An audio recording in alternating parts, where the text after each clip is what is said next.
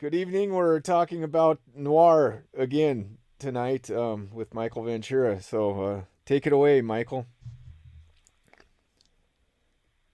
Well, the point I wanted to land on this time is noir is looked at as a literary genre invented by writers, and then it becomes a film genre. And I don't think that's quite accurate. In fact, I don't think it's accurate at all. I don't think it's a literary invention. I think the American working class, especially the urban American working class, but in general the American working class, which is different from the farming class, for the people who uh, work basically in the cities,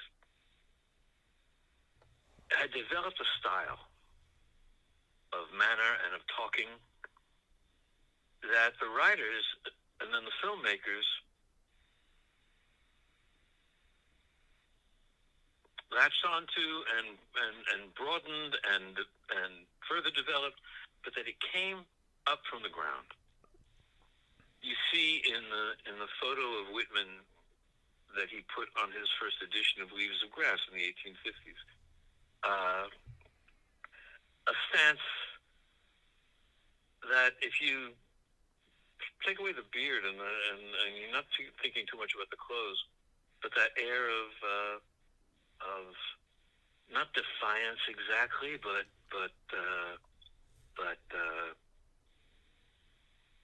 rebelliousness, that air of this is me, and I'm just a common working man, but you got to pay attention to me, kind of thing. Not so snotty, but he was, Brooklyn was rural then, but Manhattan wasn't, and he was a typesetter at first, and then he typeset his own book and hawked it door to door. But anyway, that stance, you see, it's in. I've seen photographs of prisoners, Confederate prisoners of war, and you see them with that slouching kind of much more defiant because they're looking at a camera and they're prisoners of war uh, attitude. And then you see it in. I've seen it in photographs of urban New York circa turn of the century. You've got a couple of million people who just got here, or are the sons and daughters of people who just got here, and people forget what summers were before air conditioning, especially in cities with very little sanitation. You get these are tough people, and I remember some photographs of newsboys who were kids on their own, some as young as 9 or 10, uh, but early teens, most of them, and they're smoking, and the way they look at the camera, and the way they're dressed, and the way they slouch, it uh, it's very there's a noir thing there. And then you see in a picture in 1912, like D.W. Griffith's The Musketeers of Pig Alley. It's about gangsters in New York. It runs about 20 minutes, maybe less. And you see the way they smoke. You see the way they dress. And it's pure noir. They didn't learn to smoke from Humphrey Bogart. They didn't learn from other movies. This is one of the first movies of its kind. And you're seeing that's noir. And if you look at the prose, if you read the first paragraph of Stephen Crane's story, The Open Boat, which you can, there's a PDF of it online. You just go Stephen Crane, the Open Boat, and you read that first paragraph. If you told someone who was unsuspecting that they've discovered a new Hemingway story that hadn't been published before, and you and this person was pretty much educated in the United States, which doesn't educate itself in its own literature. And you read that first paragraph, and the first line is, "None of them knew the color of the sky." And that was the first time a story opened like that, anywhere. That was a whole different use of the English language. That's Stephen Crane, his story in 1899, a year before Hemingway was born. That style was current in Stephen Crane, who was very popular and respected, died before he was 30. But you know that Hemingway read him, Raymond Chandler read him. They read Jack London, who was very influenced by him. They read John Reed, Mexico Insurgents, and 10 Days That Shook the World was very influenced by him. This style, even in prose, was afoot in the country before there was such a thing as noir, before Hemingway supposedly invented it for his short stories. I mean, Hemingway was influenced. Hemingway was a great writer, don't get me wrong. He's an incredible stylist. But if you read the first paragraph of The Open Book, it's Hemingway. You see where he got it. He developed it. He did all kinds of variation on it. But it existed before he was born.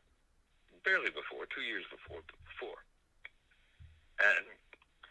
And then you read those writers of that period, that interim period, early 20th century, and you see it.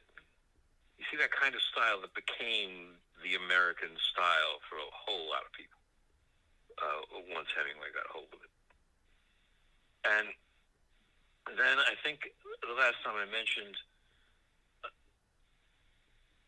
Cecil B. DeMille's movie 1915, The Cheat, which is a very mysterious movie because in the sense that with the same crew and the same writers, the same cameraman, they never did that kind of lighting again.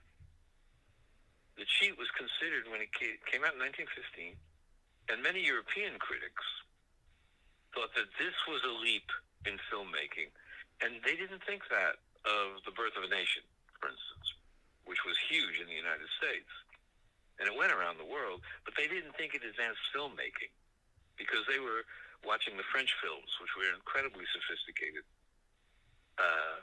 They were watching the Italian films, which were really big epics. When it's one of the Italian epics, when D.W. Griffith saw it, he said, "Oh, I've got to make a long film."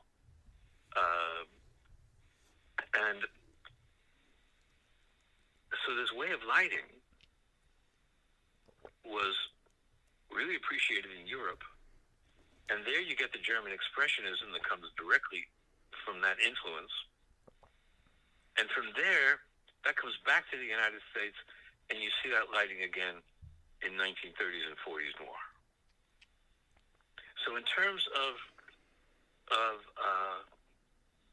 that style of life that noir tries to capture, it came up from the ground. It was an American style of living in especially the East Coast urban, and then San Francisco and Los Angeles. It got first written about. The earliest noir story I would pick to be The Killers by Hemingway in 1927. But Dashiell Hammett was a San Francisco writer, and The Maltese Falcon was written in 1930. They made several versions of it for the film before John Huston's film in 1939. No, 1939. I got my wrong notes here. In 1930, 1943 was, excuse me a sec, 1941. Okay. The version that we all know, that John Huston did with Bogart and Mary Astor and Sidney Greenstreet and Peter Lorre, and a wonderful part played by Elisha Cook Jr. there's a part where he also gets killed in a big sleep. Indelible. But to realize that it wasn't just an artistic creation, to realize that this was a level of American life that almost as soon as it was expressed in film, started to be suppressed in film. So that you weren't allowed by the Hayes Committee in the 1920s to glorify gangsters and glorify crime and glorify sex. They got away with murder in the silent films, and then they did in the early 30s. They got away with some more murder, getting around that and just violating it. But then the censors came back and strong. So that when noir first started to happen in film, first with the Maltese Falcon, which was really the first really good piece of that kind of film. And then in the 40s and 50s with all these films. I mean, Hitchcock's Shadow of a Doubt, Billy Wilder's Double Indemnity, Otto Preming's Laura, Edward Dmytryk's Murder My Sweet, which is based on Farewell My Lovely, The Big Sleep, Howard Hawks, The Postman Always Rings twice,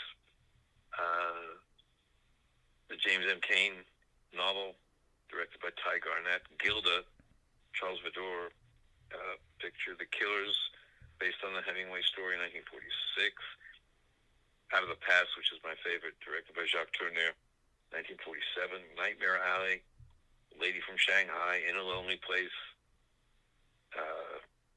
Sunset Boulevard, Sweet Smell of Success. I mean, it goes on and on. But especially in the 40s, almost all these films came out in the 40s.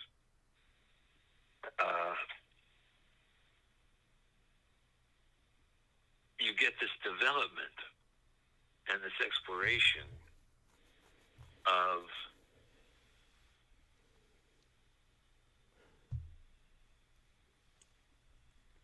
something that America was not yet famous for.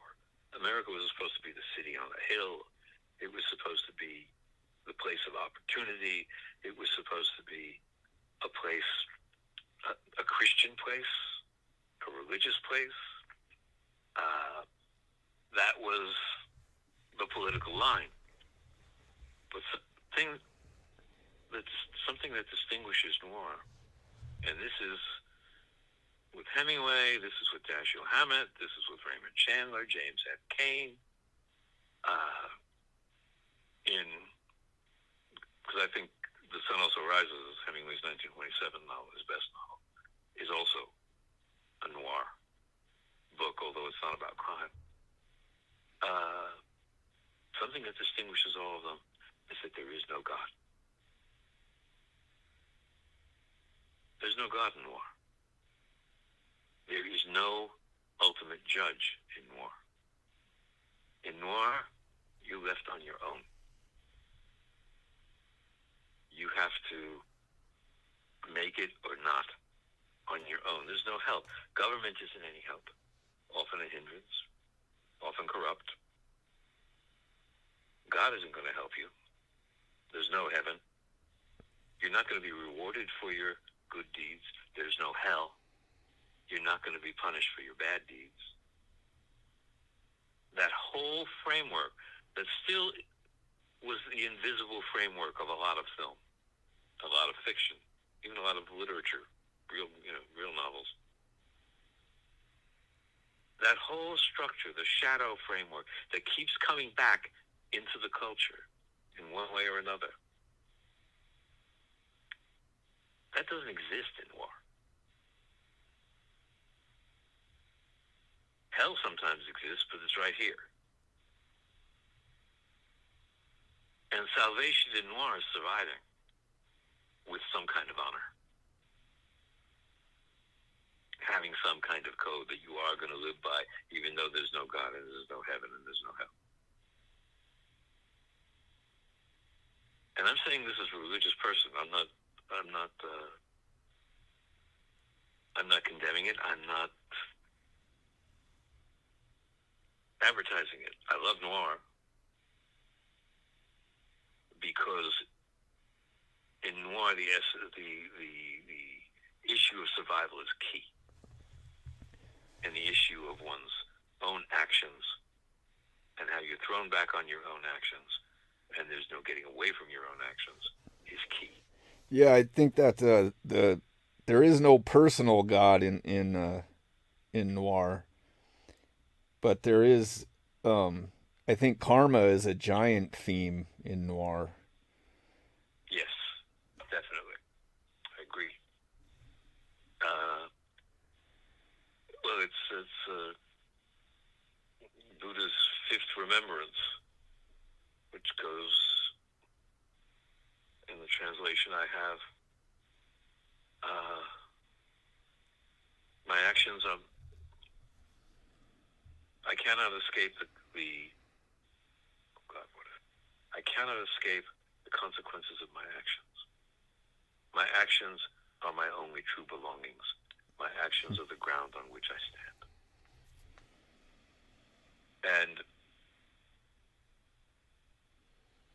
And that's implicit in noir, and even sometimes actually stated. And from that noir lens, you get all kinds of very interesting lenses onto love, onto loyalty. One of the things I've discovered, and this is a thought that I don't know if I've talked about, I'd be interested in what you think about it. So many American films, the basic issue is loyalty. Films as different as The Wild Bunch and A Woman Under the Influence, for instance. The basic thing that's going on is who and what are you loyal to? And in noir, they are always playing with loyalty and betrayal. Loyalty and betrayal. How far are you going to go in your loyalty? How far are you going to go in your betrayal? How far are you going to bend the rules? How far do you have rules? You have totally ruthless people with no rules at all.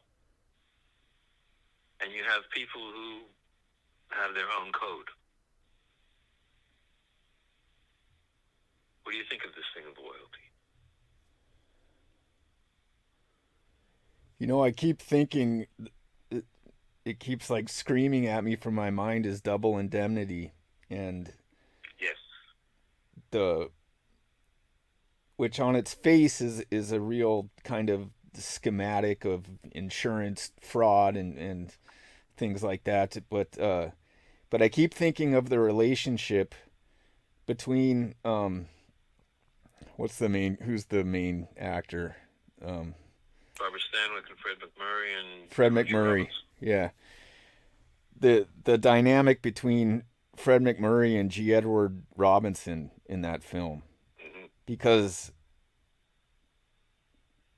in that theme of loyalty, okay, you've got Stanwyck and her husband, and is she loyal to him?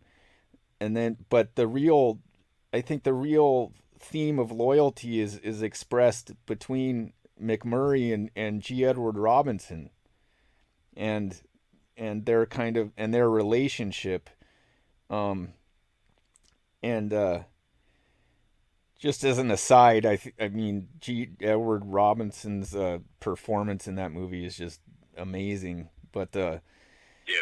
the Yes. You're putting the G first. The G goes in the G. middle. Yeah, Edward G. Rob. Yeah.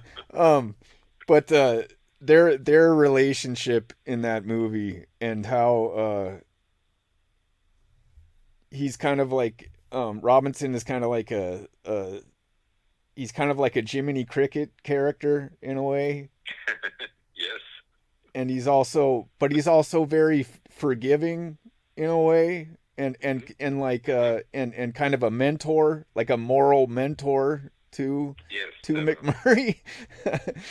and there's such a it's such a funny contrast too, because Robinson is so like New York kind of Jewy kind of short guy, Mm-hmm. really very expressive, right? Very Yep. Yep. not bombastic, but expressive. And McMurray is Yes. such an Anglo, right? He's such a wasp, Right. which I mean, every other role I mean, not every other role, but I mean, he ended up, the father in My Three Sons, like the ultimate Right. waspy guy, right? But that whole dynamic between them, like to me, um, as amazing as Barbara Stanwyck is, and their whole like back and forth and flirting and everything is really cool. But that whole dynamic between Robinson and McMurray in that movie, I just find really beautiful, and just Yes. a kind of it's weird because it's not really you couldn't really call it a friendship because they're co-workers, but you can tell that they're really fond of each other in a way, and they're both their personalities are so different, and it's just really something unique in film that I don't think I've ever really seen in a film before. Just the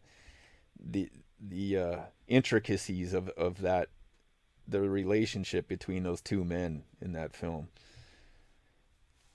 But I the agree. I on agree. the theme of loyalty, though, it's almost as if the real test of loyalty is between McMurray and Robinson in that film. Yes, definitely. I agree with you completely. That it's like Robinson is loyal to the rules of his game. He's gonna. He doesn't want people to lie on their insurance. Yeah. You know, he wants. He wants the truth in his job. Right. In that way, he's just interested in the truth, Yeah. no Right. matter where the chips fall. Yeah, there's that scene where the he's like Italian or Portuguese or something. The truck driver comes in, Right. and he's performed some act of fraud to try and trick Robinson, and Robinson's onto him right away. But Yep. he lets the guy slide on it. Like the guy's truck is destroyed, but and Robinson knows that he lied and everything, but and he could like um, initiate a prosecution on him, but he doesn't. He just lets the guy go, and it's a yeah, it's Yeah. just a He's merciful. yeah, right, You yeah, know, if you had a God, he's the kind of God you want. right, yeah, it's true, yeah, yeah, and and and and McMurray, he plays that slick, uh, that slickness that is at once appealing and suspicious. You know, he's an insurance salesman. He wants to sell you insurance, yeah, and suddenly something comes along that sees through his moral flimsiness, yeah, just laser like, and it knows how to use it, and turns him inside out.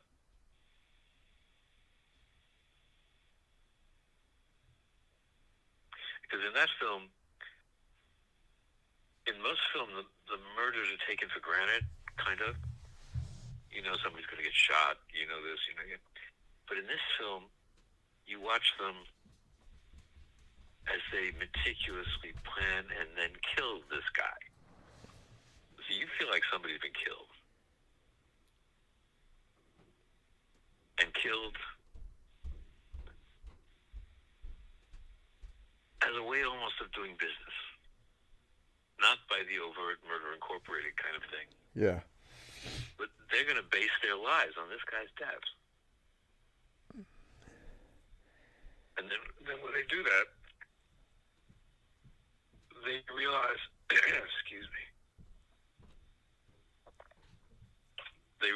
now that their lives depend upon each other, on their loyalty to each other. And by this point, they don't even know what loyalty means.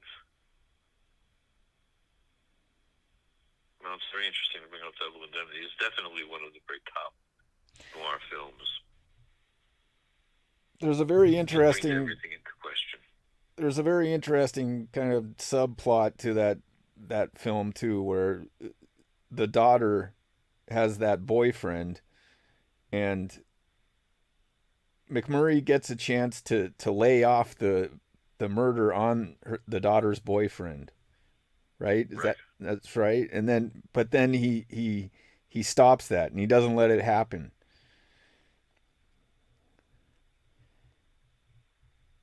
So he kind of like turns away from the whole thing in the end. But yeah, there's so many different so many moral layers in that film.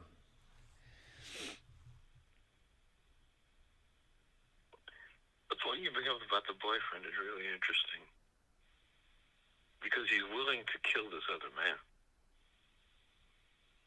But having killed this man, he's not willing to send this guy to the gas chamber. He's finally found out what murder actually is. And killing somebody, he's found out he's not a killer.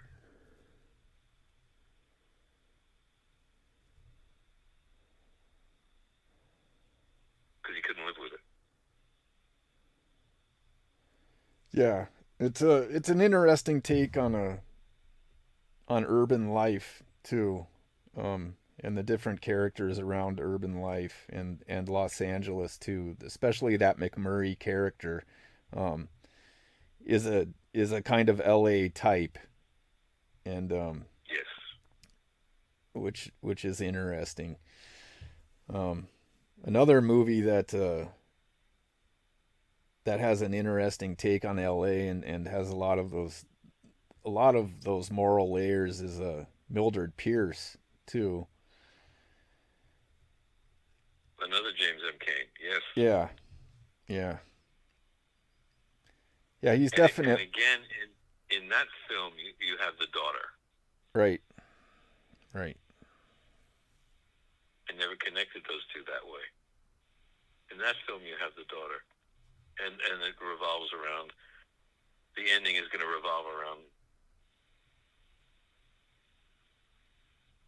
He also gets or somebody gets a chance to lay off the murder on somebody else, and they don't do it Mm-hmm. in that movie. I can't remember who, but who is the guy that plays the the guy who was in business with her ex husband, and he ends up helping her buy the restaurant. He's very bombastic and Is that Postman Always Rings Twice? no, and Mildred Pierce. Mildred Pierce. My memory isn't good enough. Yeah, sorry. Oh, I can't remember the actor, but yeah, yeah. The whole take on Los Angeles in film noir is interesting. Um, yeah, Well, it's interesting that this uh, sun sun bleached place, which the filmmakers loved in the early days because it only rained for about 20 days a year or something like that. You had all the sun, which because they hadn't developed lighting the way they did in France, they needed in the teens, and everybody went there, and it turns into the darkest city. In Noir, there's only exceptions of shots, for instance, in Double Indemnity, where you get the daylight city, and you get almost Barbara Stanwyck standing in for the daylight city. She comes down, she has that bleach blonde hair and all that, platinum. It happened to What am I trying to say? That the city gets real at night. The city gets real in Noir. It's all nighttime. That almost anything important happens. Daytime is for plot development. Nighttime is where the action is. Yeah, And I think that's as much. Yeah. one of the one of the more powerful scenes in Double Indemnity, not really because of what occurs in the scene, but just the whole setting of it, is when he gives a ride to the daughter and takes her downtown to meet her boyfriend, and it shows Mm-hmm. downtown at night, and it Right. shows the like the just the people walking around, and it's not like a glamorous vision of a downtown at night, and he's like dropping off this teenage girl downtown to meet this guy who's super aggressive, and but it's just an interesting setting, and the situation is very, there's so many ambiguities around it, that it gets across something of that precariousness of nighttime in downtown LA. Ambiguities is a great word in talking about noir. Because in noir, and a lot of noir, you like the villain. Or you're charmed by the villain. Sidney Greenstreet and Peter Lorre, they're camp, but you like them. You don't want to see either one of them dead or arrested. Kirk Douglas in Out of the Past. He's an interesting guy. In a lot of ways, he's the most interesting person in the film.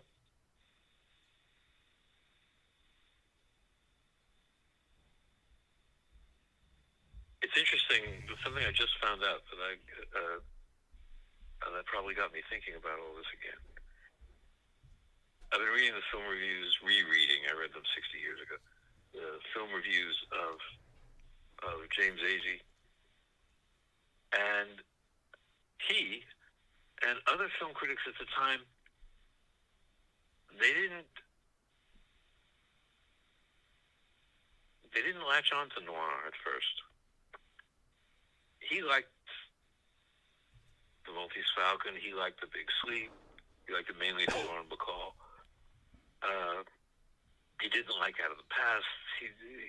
But he writes about the controversy around The Big Sleep when progressive left of center critics especially are saying it's sadistic. I mean, they didn't know what was coming.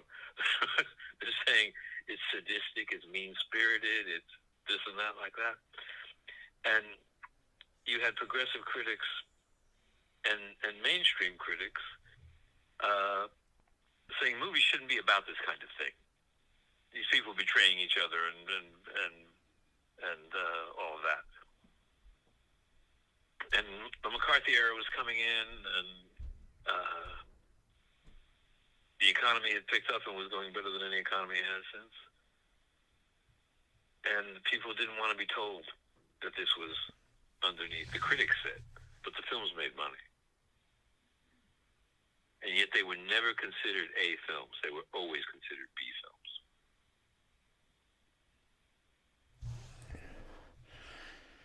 And when color came along,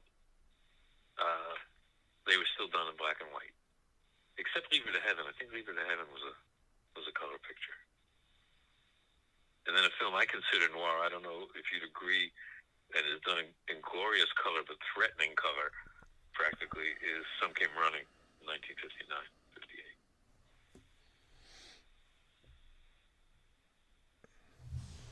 Also feel, When, interestingly, say it again? I was just gonna say that I feel like the those themes of precarity and volatility, aggressiveness, in a kind of concrete, cold setting, it also I feel as though that's kind of an outgrowth of the bomb too, and just the consciousness of the atom bomb. Oh, I think you're right. And what's that Mickey Spillane noir film, which ends, in basically in the bomb? Yeah, I can't remember. A something kiss or something. Anyway, I had it written down somewhere. I even have the film, but I can't walk around my apartment or I'm going to lose you.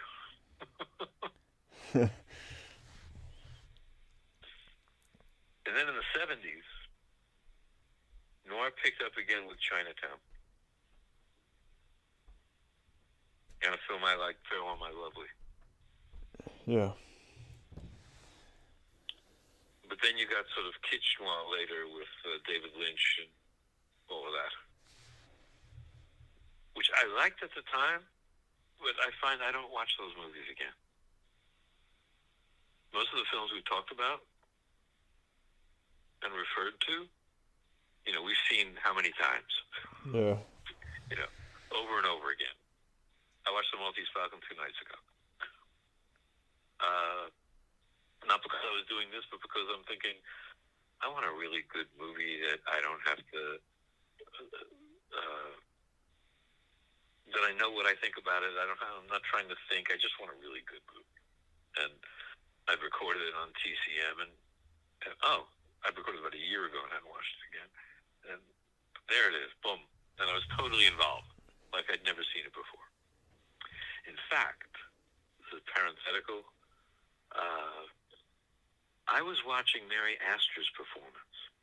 You usually watch Bogart's performance because he's so magnetic on the screen. I started just watching her performance, watching her reaction to his lines and his actions. It becomes a different movie.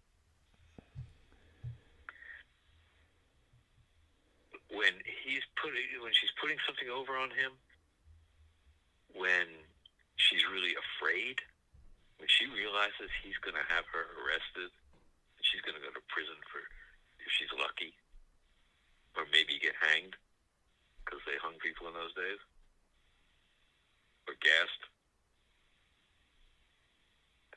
And there's this moment, because Bogart plays a two-sided character. His Sam Spade is not Marlowe. Marlowe, when he plays Marlowe, it's a different character. Sam Spade is grittier than Marlowe. And morally, especially in the book, more ambiguous. Ambiguity again. She says, what can I give you that you'll do this? And he walks to her and his face is not kind. And he grabs her and he kisses her. And then when the kiss is finished, he kind of has his hands on both her shoulders and he kind of pushes her away. And the look on her face when he does that, they cut away from it almost instantly. You don't get to see much of it, but it is a look of disgust, contempt, dread. She is looking at all the men she's ever known and what they wanted of her and what they do for it. And that's a big generalization from the look, but the look says it all. The look is way better than any words anybody's going to describe it. And I'd never really seen it before.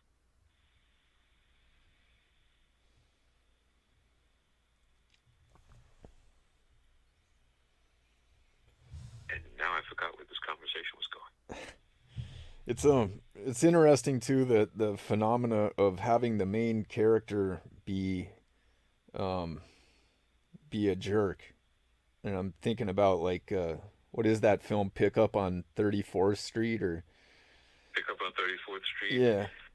Sunset Boulevard, Yeah, This Gun for Hire. This Gun for Hire, Double Indemnity, and even Out of the Past. Mitchum's a where good guy in that movie, though. say it again. Mitchum is a good guy in that movie. Yes, yes, but he's not. He's a good guy, but he's also kind of in love with Doom. Yeah. He's self-destructive. Yeah, yes, I mean the novel was called "Build My Gallows High," Hmm.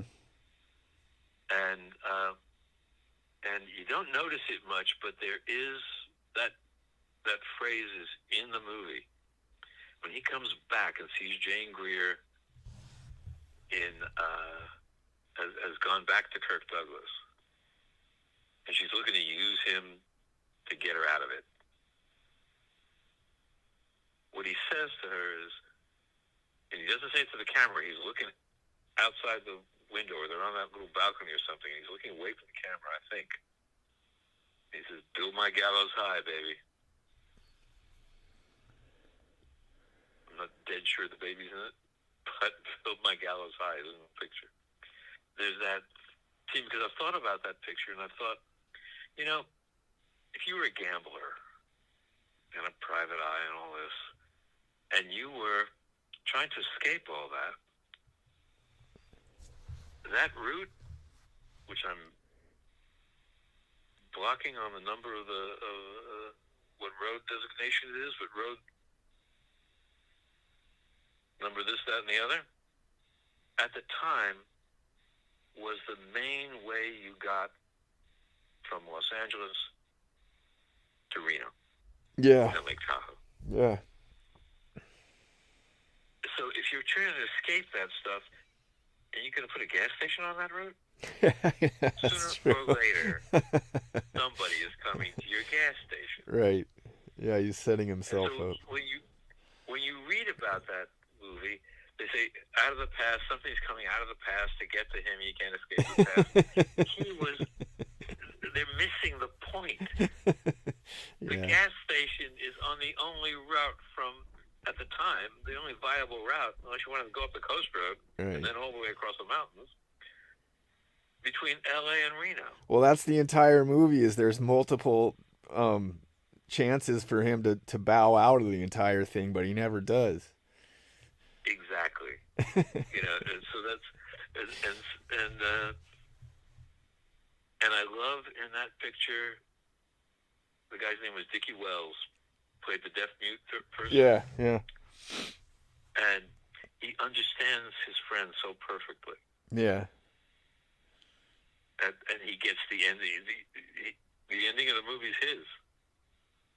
And the simpatico between Robert Mitchum and Dickie Wells was established so well. Somewhere along the line, the Mitchum character learned to hand sign. That you just believe it. And one of the important murders in the film, Dickie Wells does with just his fishing rod very casually and without a blink when he gets the guy who's come to kill Mitchum. Can't remember that actor's name. But in any case, yeah.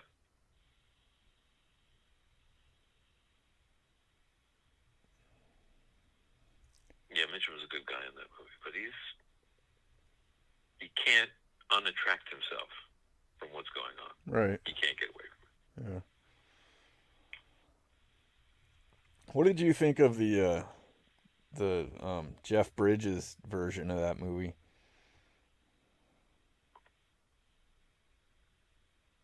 Oh yeah, Bridges and James Woods. Yeah.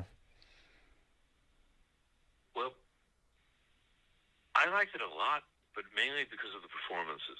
Yeah. It was kind of like a body heat. At that time, James Wood played people so sinister in that movie and in The Onion Field and in Once Upon a Time in America.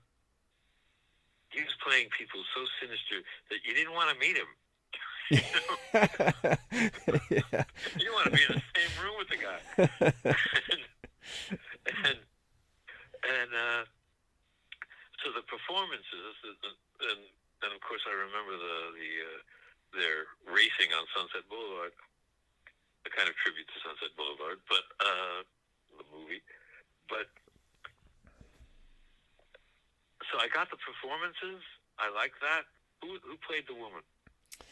Oh God, I can't remember. Some British gal. Right, Charlotte Rampling. No. No, okay. But so the performances got me. The writing did not. Yeah. Yeah. Where the writing of Out of the Past is really tight, and the lines are really good.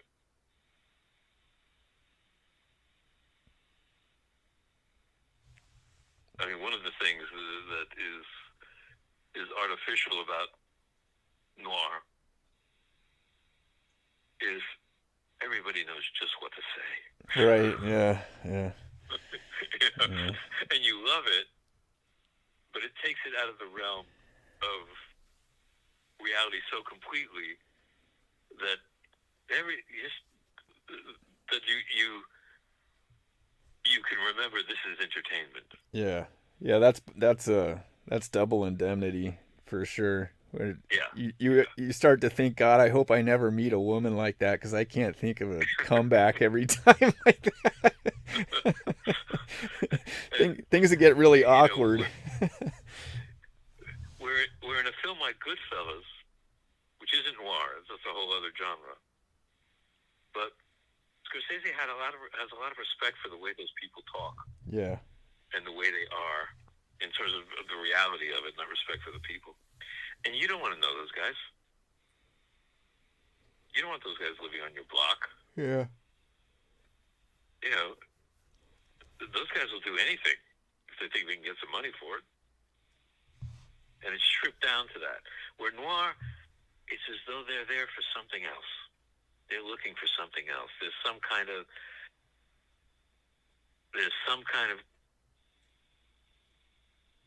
pot of gold at the end of that rainbow,